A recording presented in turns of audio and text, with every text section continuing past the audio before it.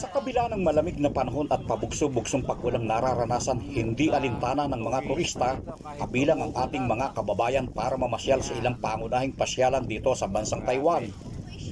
Isa sa dinarayo rito ay ang Taipei 101, ang pinakamataas na gusali sa siyudad ng Taipei, kung saan naroon ang tanggapan ng World Trade Center at isa sa pinakamalaking mall o pamilihan.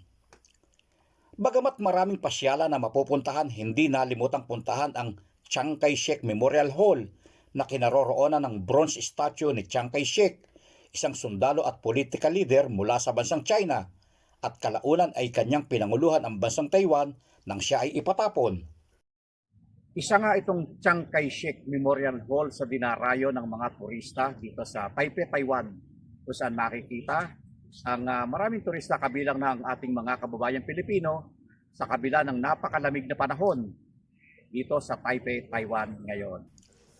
Habang naghihintay sa pagbubukas ng nasabing Memorial Hall, aliw na aliw ang mga turista habang pinapanood ang mga Taiwanese cadet sa kanilang March Drill Exhibition.